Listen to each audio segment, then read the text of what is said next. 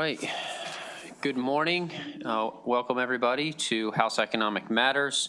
Today is Thursday, January 23rd. And today we have our fiscal briefing by Ms. Tanya Zimmerman. We're going to let her get through her presentation and then we will take questions at the end. But go ahead, ma'am, whenever you're ready to start. All right. Turning to page 1 of the fiscal briefing document, this top chart shows the overall change in the fiscal 2026 budget. Ms. Zimmerman, can I just jump in here? Yep. These new microphones are terrible. So if you could just pull it, yeah, it's like, you know. Okay. Yeah, I won't even make, go ahead. All right, so this shows the overall change in the fiscal 2026 budget compared to fiscal 2025 under the governor's budget plan.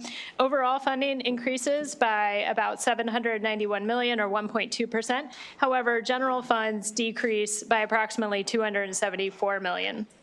And that decrease is primarily due to cost containment efforts, including the actions that are contingent on the Budget Reconciliation and Financing Act, or BRFA, as well as some fiscal 2025 funding, about $268 million, that are actually for fiscal 2024 costs, but there was insufficient appropriation for it.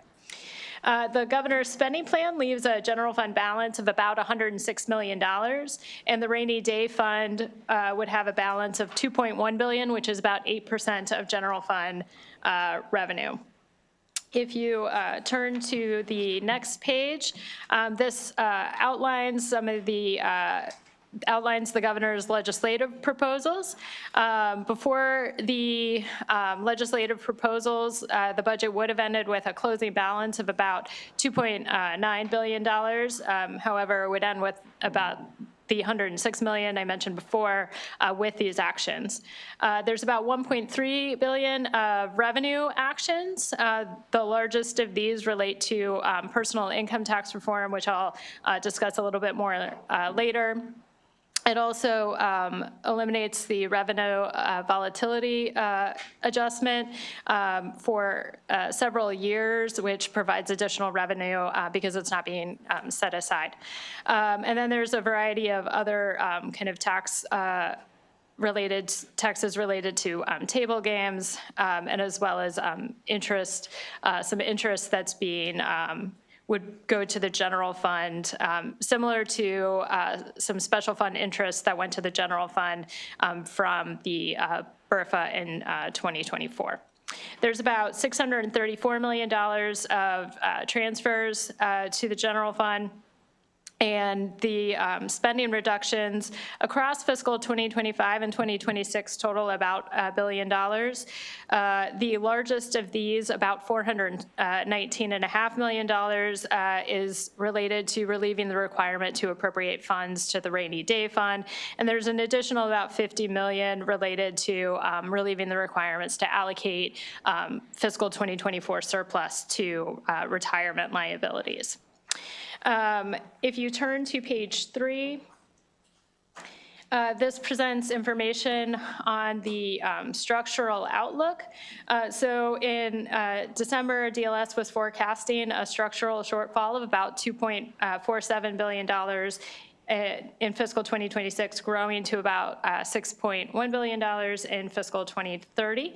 The governor's budget plan reduces the fiscal 2026 shortfall to $186 million. This does not achieve the Spending Affordability Committee goal of eliminating it, but the structural outlook continues to worsen over the course of the years, particularly beginning in 2028, but then growing to about $3.4 billion in fiscal 2030. Page 4 presents information on how the governor erased the projected deficit that DLS was forecasting in December, and about 40%, 39% of this was related to revenues, about 22% related to transfers, and about 39% related to spending reductions. The exhibit on page 5 shows how what accounts for that $1.3 billion of spending reductions. About $1 billion of that is related to the actions in the BRFA, and then there are some kind of fund swaps, available special funds that contribute to that as well. The three kind of main policy areas of difference are in the child care subsidies, which has spending of about $196 million lower. This is due to kind of a lower enrollment due to a cap on enrollment that will occur. The other main areas are public higher education and the Developmental Disabilities Administration spending due to a variety of cost containment measures. Turning to page 6, although there are a number of reductions, as noted earlier, the budget does include about $187 million of funding enhancements and initiatives that were not accounted for in the forecast in December. About 2/3 of these are related to economic growth, and there's also about $55 million that are related to capital projects. Page 7 lays out some of the changes that are being proposed related to the personal income tax. The package of personal income tax modifications would generate about $820 million of revenue in fiscal 2026. These include changes to the tax brackets, which are shown in the chart on that page. The yellow highlighted are the brackets that are changing. The bottom, the lowest 4 brackets are consolidated to a single rate, and then it adds 2 additional brackets at the higher income, as well as a surcharge on capital gains income. Other features of the proposed income tax change include increasing the maximum standard deduction to $5,600 for single filers and $11,200 for joint returns that would be indexed to inflation. The phase-in of the standard deduction would also be eliminated, and it would also eliminate the option to itemize deductions. There is also a modification to the child tax credit so that the benefit would phase out gradually instead of under current law, where once you make any amount over $15,000, you no longer qualify for any of the child tax credit. This would phase it down until the point at which you would no longer receive the benefit. Page 8 provides information on the impact of these revenue proposals over the 5-year period of the forecast. The numbers that are shown in black are the ones that impact the general fund. The ones in blue impact the blueprint fund. Green would be the transportation trust fund, and the red items are kind of other special funds. So in addition to the personal income tax changes, as I mentioned earlier, there is an increase to the sports wagering and table game taxes. In the first 2 years, that would go to the general fund, and then the increases would go to the blueprint fund beginning in fiscal 2028. There are 2 changes to the corporate income tax that would begin in fiscal 2028, where when combined reporting would begin, and reduction in rates from 8.25% to 7.99%. That's phased in over 2 years. There's also, as shown in green, are a number of MDOT related revenue actions that would increase the funding for the Transportation Trust Fund. In red, there's no kind of net impact on overall revenue for this, but there is a 0.15% unemployment insurance administrative fee that would begin to be collected. It would be offset by a reduction in the other unemployment, regular unemployment insurance taxes, so there would be no net impact on employers, but would provide additional funding for the administrative costs of the program. Also, with no net revenue impact is an elimination of the inheritance tax, but also a lowering of the estate tax exemption. Page 9 begins some discussion of some other key features.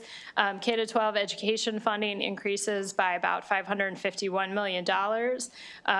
The budget improves the health of the Blueprint Fund through a few different actions. The first is to reduce the mandate for the consortium on coordinated community supports from $130 million to $40 million. And then there is, and this is done through separate legislation with contingent reductions, delaying the phase-in of the teacher collaborative time portion of the per pupil amount from fiscal 2026 to 2030, which produces general fund or Blueprint Fund reductions of $124 million in fiscal 2026, growing to about $500 million in fiscal 2029.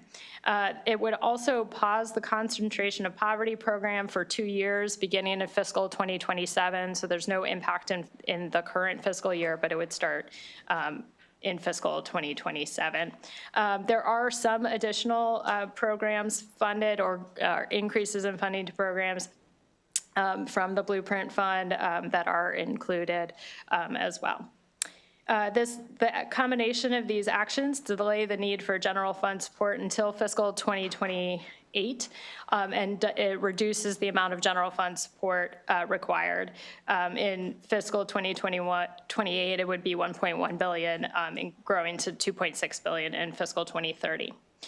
Other features, there's a funding provided for a 1% provider rate increase for most healthcare providers, and there are cost containment measures, including those related to the Developmental Disabilities Administration program, with about $97 million of general funds cost containment actions in fiscal 2025 and $235 million in 2026. If you turn to the next page, there is a deficiency of appropriation of about $117 million for child care subsidies to support 42,000 children. The spending then would decrease by about $30 million in fiscal 2026, reflecting the savings from that proposed enrollment cap. The allowance includes about $81 million of general funds for salary increases for state employees, including a 1% cost of living adjustment and increments. There are about $144 million of costs to local governments that are being shifted to local governments in the budget plan, including increasing the local share of the cost of property valuations and requiring locals to pay more for teacher retirement and the local contribution for non-public placements. The kind of final page of the presentation discusses a few potential legislative issues. The first is kind of the long-term sustainability of the budget. As I mentioned before, the governor's proposal does not meet the SAC goal of eliminating the structural shortfall in fiscal 2026, so additional ongoing revenue or spending actions are needed to resolve the gap. The funding implementation for the blueprint for Maryland's future remains kind of the biggest out-year budget challenge, accounting for about 3/4 of the structural shortfall for fiscal 2030. There are some uncertainty related to federal policy changes, including any reductions to employment or aid to state government. About 8% of Maryland taxpayers received a federal W-2 in tax year 2021, and the fiscal 2026 budget includes the anticipation of about $20 billion of federal funds. The last item is related to the Child Victims Act of 2023, which allows survivors to of alleged sexual abuse to file a civil lawsuit against the state without statute of limitations. The state's liability is capped at $890,000 per occurrence. There have been approximately 3,500 claims that have been identified. Given the early stage of the claims, it's difficult to evaluate the state's potential or to value the state's potential liability.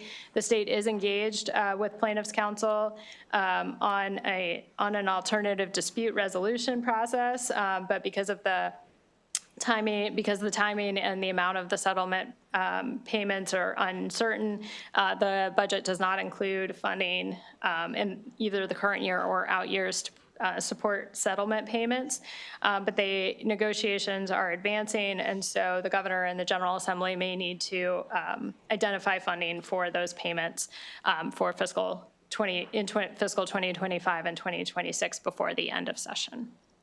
That concludes my presentation, and I'm happy to take any questions. Okay, thank you so much. Yeah, I'm aware. Thank you. And I want to just remind the members that the DLS staff here is working through the numbers. They do not, this is not their budget. They do not, they did not create this budget. Anything that we kind of crosses a line, we'll kind of nip in the bud, but I do want to thank the two of you to be here. They're here to provide information and answer questions solely on the numbers. With that, Delegate Adams. Okay, thank you. My question is on page 3, and on page 3 in the out years, there's the DLS goes to how do you project the economy in the state of Maryland and so that you can actually produce this number, and I mean this through the lens of, we believe, economists say that the country is going to be in a fairly strong recession within the next 3 years. And so the question goes, does DLS incorporate economists in their projections of the economy for the state of Maryland as you're looking at these numbers? My only closing comment before you answer is that I'm concerned that what you're showing here is a possible outcome, but there are other outcomes that would be far worse than this if the economy goes into recession, unless DLS is incorporating it. So that's my question. The revenue assumptions that are used to develop the forecast are those that are produced by the Board of Revenue Estimates. So I would defer the specific factors that go into their revenue forecast. Can you tell me how far out the Board of Revenue Estimates will project? I believe it's 7 years. Am I incorrect about that? I would have to check. Okay, so 7 years? I think so. Okay. So this, in other words, this is the Board of Revenue Estimates' best guess as to what the economy is going to look like, say, by 2030. The revenue forecasts are from the Board of Revenue Estimates. This also accounts for our spending projections. Okay, all right, that was my question. Thanks.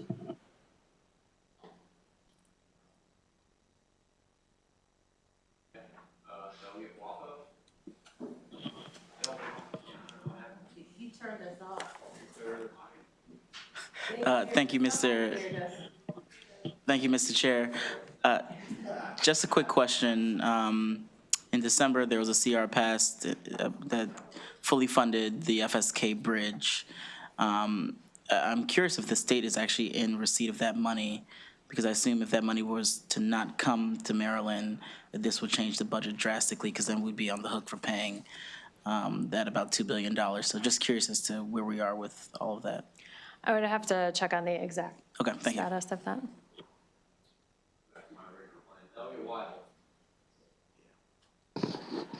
Thank you, Mr. Chairman. Just a couple questions. On the spending reductions you have on page 2, they seem less reductions and more of just transferring the obligation to locals and not funding the rainy day fund. Maybe it's a terminology. Do you guys consider those real reductions, or are they just transferring the liability somewhere else and putting off to the future what we should be funding, the rainy day fund and stuff like that? I mean, they just don't seem like reductions to me. They're not.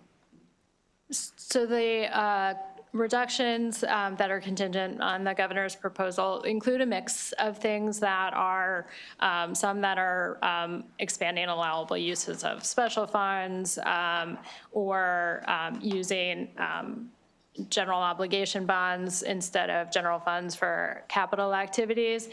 There are, and some shifting of costs to local governments.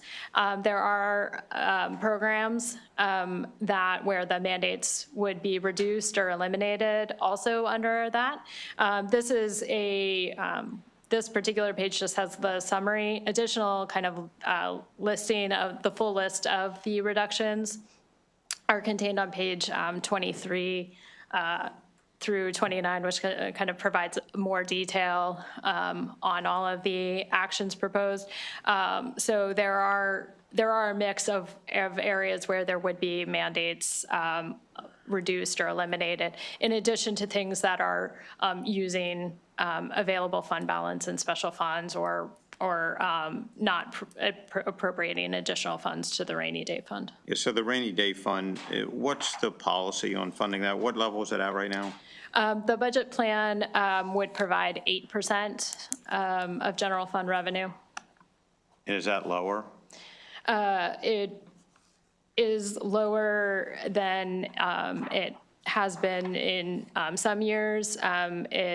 In some years, it has been like 5% as well. So And it's been higher in recent years. Is there a policy that calls for it to be like 10% or? Well, the Spending Affordability Committee recommended, I believe it was 7.5%, so it would be above that level.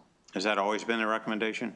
No, it would change. I don't have the historic levels recommended, though we could get back to you. All right. So the borrowing, again, is projected at 1.75 billion. And I know the last year that was the policy, or that was the action that I think most of the PAYGO funding, it was 500 million was taken out of PAYGO and used to support operations. And it looks like that's going on again in this budget. So is that 1.75 billion, is that the new level going forward that we're going to borrow at? And That's the level, as I understand it, that's the level it is set out for planning purposes for the next year, but each year that is evaluated by the Capital Debt Affordability Committee. So what does that do? I know the rating agencies already put us kind of on a watch list for that. What does that do to the interest payments? I would have to get back to you on the impact of it. It is within within the state's affordability ratios. Just seems like we're borrowing our way to prosperity. Anyhow, thank you. Thank you, Mr. Chairman. Thanks for being here. I know this is a very difficult job that y'all have. My question, I was trying to get some more light on how the trade-in allowance changes for cars, I guess for a used car. Do you have that information? So under the proposal, individuals trading in would no longer receive allowance if the purchase price is anything above $15,000. So what does that mean? I don't think I understand that. So I go to a car, I trade in a car's paid for, I paid for it, I paid sales taxes on it, I take it back to the dealer to get a new one, and then what happens? So currently, it reduces the amount of the sales price that is subject to the excise tax. Under the proposal, that would still happen, but only for purchases less than $15,000. If the purchase was $15,001, it would not, there would be no. The new purchase? Okay. Yep. Okay, I see. And then the vehicle emissions thing is pretty straightforward. It's an increase, straight increase. The motor vehicle administrative cost recovery cap, what does that mean? I would have to get back to you on the specifics, but it would allow them to, when they're considering fees to set a level of fees that recovers 115% of their costs. Okay. And Maryland still has a AAA bond rating? Yes, Was it downgraded or put on watch or something? put on watch Put on watch. And, by one of the, and I know that, thank you. And I know that one of the things that you're all looking at very closely, as we all are, is the reduction in workforce at the federal government and its impact on Maryland, because that would be people that are not working and probably not paying taxes since they're not working, in theory, for at least for a while, or buying more stuff, or buying stuff at all in the state. Do you guys have a model if there is a 5% reduction of those employees who work at the federal level in Maryland, or 10% reduction? Is there some sort of modeling of that, of what that impact could be? Because I would imagine that's likely to happen. yeah, I would have to look in to see if there's been specific modeling. The current revenue estimates do not make any assumptions related to those changes.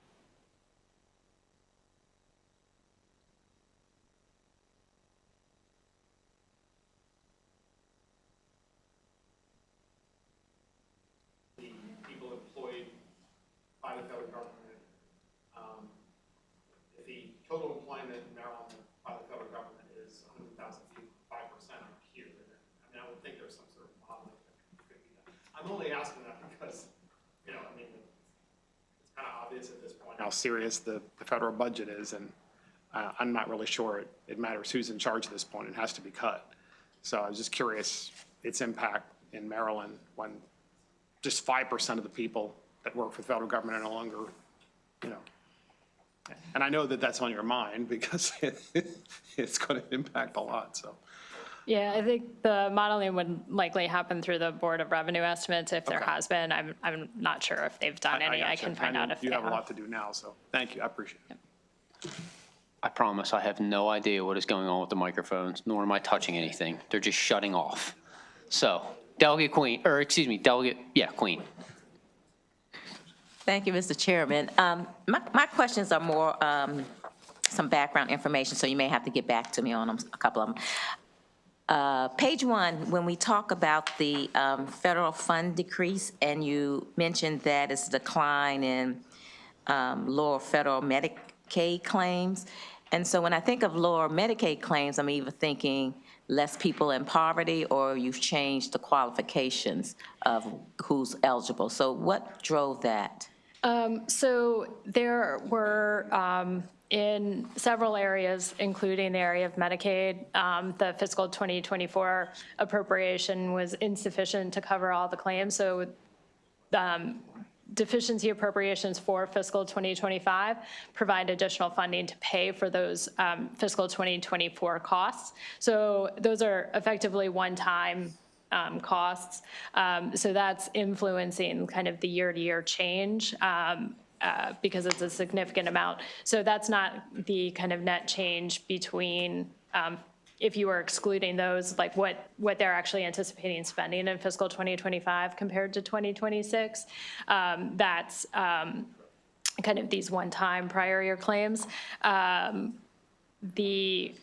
are a number of different factors that would influence overall Medicaid spending, including the enrollment and utilization, as well as kind of rate. So we're not expecting this to happen going forward, then, is what you're trying to say? Is that what you're saying? There could be declines in Medicaid spending depending on kind of enrollment and utilization changes, but this particular decrease is related to these kind of one-time. That was the one-time one, okay. Costs. All right, page 7, where you start to talk about the changes in income taxes. So your third footnote, are we going to eliminate the ability to itemize, meaning, because the way it works now, if I itemize on my federal, I automatically itemize on my state? Are we saying we're no longer allowing itemization on the state, even though I will do it on the federal? Is that what that note means? The proposal eliminates the option of would eliminate the option of That's a itemizing at the state proposal. level. Yes. by economists? That's the proposal that is included in the Budget Reconciliation and Financing Act as part of. From the governor? Yeah. Okay. And so the other rate increases that you're doing, that 4.7% at these lower, at those lower rates seems that's a big jump. Do we have more data on how that was derived? I mean, at 4.7 is a big difference to take someone who was doing a 2% rate and raise them to 4.7 versus somebody who was at 5.75 and only raised them about a 1.5. That's a lot on lower levels. Is that another economist's recommendation? So these are, all the proposals laid out here are part of what is included in the Budget Reconciliation and Financing Act as part of the governor's package of revenue proposals. If you're looking at the single column, just to look at one of the two columns, it increases, the rate is higher for the first three tax brackets, but those are incomes up to $3,000. From the income from $3,001 to $100,000 is actually just slightly lower. No, I'm not talking, Yep. but that's what I'm saying, but that jump from, if I'm in that lowest level, I went from 2 to 4.7, that's a 2.7% jump. That's a whole lot of, that's a bigger impact to me when I'm poor than it is when I'm up in the other ones. That's all I'm trying to say, is that being recognized. I can't speak to the specific factors that they considered when they were developing the proposals. All right. Last question, page 11. When we talk about the structural deficit being related to the blueprint, my understanding was the blueprint had a revenue stream from casinos and other things. It has its direct revenue stream, so I'm not quite sure why we called that a structural deficit. Yeah, so if you look at page 12 in the package, so this shows the estimated blueprint costs and the kind of funding sources through 2030. So the blue bars in this chart are the ongoing revenues. There was some fund balance from earlier years, as well as some additional deposits that had been made into that from the general fund. So the total kind of the bars shows the overall cost. So through fiscal 2027, the ongoing revenues plus the available fund balance support the full costs of the blueprint. Beginning in fiscal 2028, these no longer fully support the costs of the blueprint, and so additional state support is needed, general funds are needed to support the additional costs. Right, so, but you could, basically, I'm saying, you could, as an option, not take it from the general fund, do something to raise those ongoing revenues or use balance to cover that.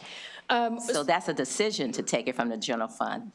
After fiscal, starting in fiscal 2028, there would be no additional balance to use, but through the 365 that's in the 365 million that's in the green bar in fiscal 2028 it would be the remaining amount of the fund balance. But yes, as a policy option, changes to the blueprint revenues could impact the need for general funds. As I mentioned on one of the, as we showed on one of the earlier charts with the blueprint, or with all of the revenue proposals, that's on page 8. Some of the revenues that the governor has proposed, particularly related to the sports wagering and table game tax rate increases beginning in fiscal 2028, would provide additional revenue to the blueprint fund. The first couple of years, those increases go to the general fund and then would provide additional funding to the blueprint. Okay, I think my answer is it could be a policy difference. That's all I'm trying to get to. Okay, thank you very much. Thank you. Delegate Queen asked my question related to the lowest of the incomes are getting the highest increase in the tax, so on page 7. So those who are struggling more than most of us are getting hit harder. And that was, I just wanted to make sure that I understood that, and Delegate Queen articulated it quite well. Delegate Howard. Yes, and just to pivot off that a little bit, and a lot of those people that are in those brackets qualify for a lot of state assistance, and that's why we've done things like, if you're 150%, 175% the poverty level, which they would still be in those brackets, are going to receive 150% increase in state income taxes. So you're 100% right. Those people are going to be impacted the most. You talked briefly about table gaming increases, funding some of the blueprint. What does that delta look like? I mean, I'm looking at page 11. Is that the green? Is that the yellow? Yeah, so it's the two lines that that have kind of the black in the first few years and then blue in the out years. So the actual amount of the revenue that's expected to be generated from those stays around the same across the years, slightly increases in the out years, but it just would change where the revenue increase goes to. Walk me through this real quick. So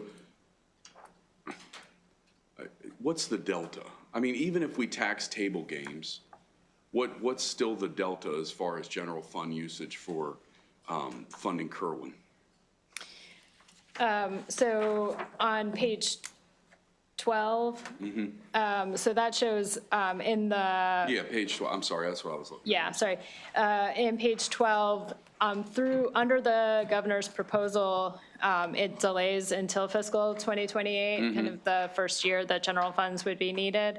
And then in fiscal 28, it would be $1.1 billion, growing to $2.6 billion in 2030. Okay.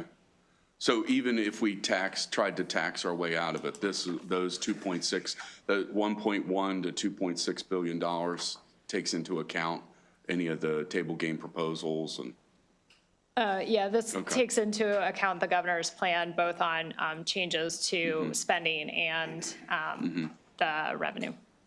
Okay, great. Thank you. Delegate Charkoudian. Thank you, Mr. Chair. I was struck also by this question about the tax brackets, but can I see if I think I understand? Do these lower tax brackets, the three lowest, end up paying nothing because of the deduction? Is that what's happening there? Like, do those rates end up being irrelevant because of the deduction? Otherwise, I mean, I agree with everyone that it doesn't make sense to raise taxes on the lowest. So I would have to get back to you on the specifics. On that, I can't speak to. There's no way the itemization, so the deduction doesn't matter. The rate matters. The max, it says all households, I'm not justifying it, I'm just trying to understand it. Can I just, I just want to understand it. I'm not saying it's a good or a bad thing. I'm just trying to understand it. So it says all households will qualify for the $5,600, $11,200 regardless of income. So Yes, so am I understanding correctly that if you're earning $3,000 and you have a $5,600 standard deduction, you're not going to pay taxes on the $3,000 and below that you're earning? Is that correct? I will admit I'm not a tax expert. Okay, that's so fine. But I would note that my understanding is that these are the rates, like everyone pays at different income levels. So for like the first $1,000 of everyone's income, this is the rate you pay, and then so on. So it does impact everyone. There are a few, page 13, I'm sorry, I should have directed you to this page earlier, which may have helped answer some of the questions. It doesn't provide an example for people who would only fall in those particular the lowest three brackets. But this does provide some examples of different income and filing status and family sizes of how these tax changes would impact. It doesn't, this particular chart doesn't take into account the child tax credit because at these income levels, the individuals would not qualify for that. Okay, I think, it may be worth some of us who have concerns about it following up, but I think I understand what's happening there. Can I ask about the UI? Really, I think I'm asking about the analysis on the UI administrative fee, because I think what's happening there, and you can let me know if I have this right, is that it's, the 0.15% is coming out of the taxes that are already paid towards the trust fund. Is that right?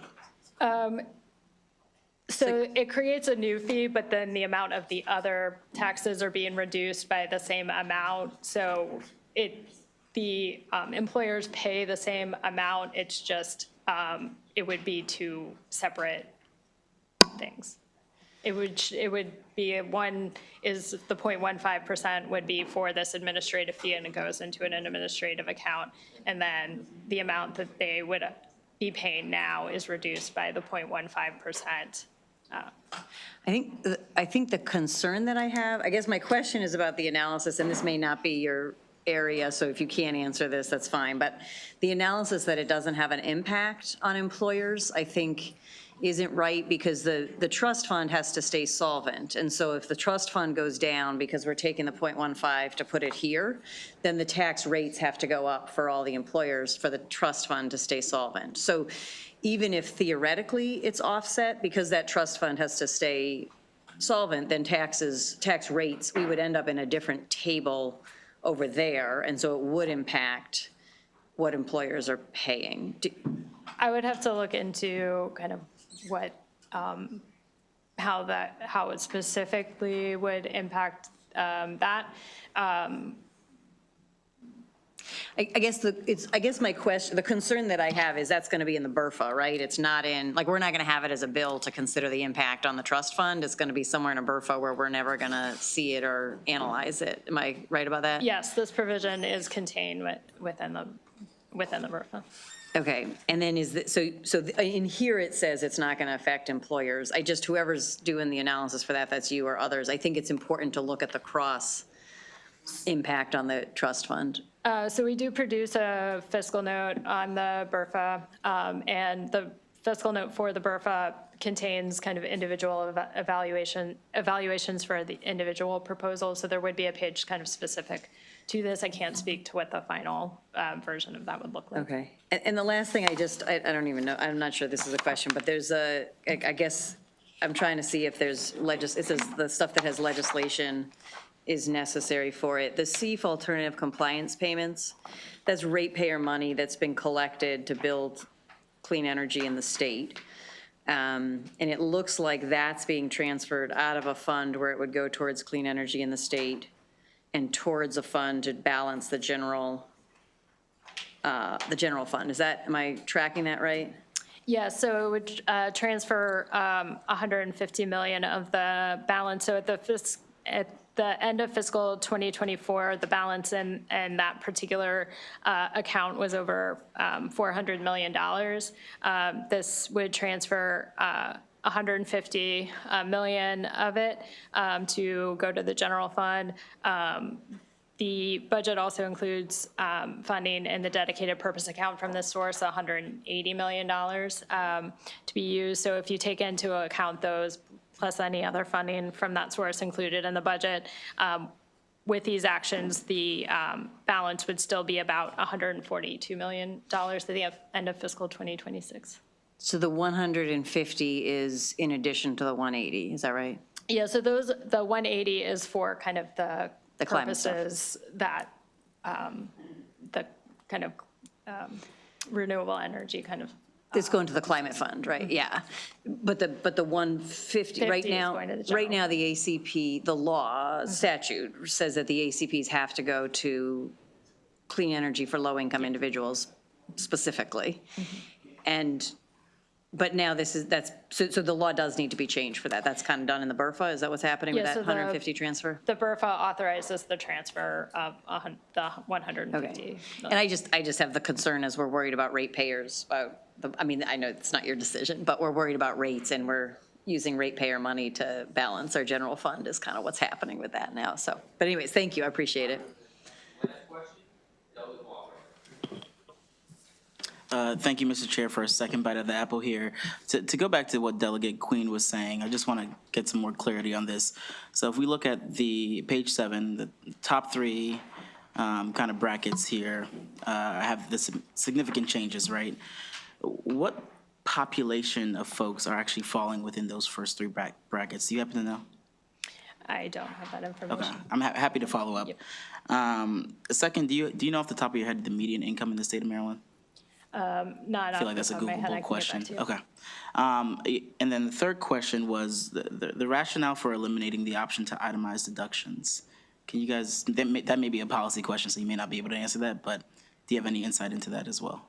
I can't speak to the different considerations that they made when putting their proposal together. Okay. Great. I'll follow up online and happy to just at least get the first 2 answers from you. Okay, thank you so much. Real quick, I think, Delegate Poffo, you can follow up. 25% of Marylanders are in the bottom 3 tax bracket, and I believe that the median household income in the state of Maryland is $102,000. But you can check to see if I'm right on that. Might be high.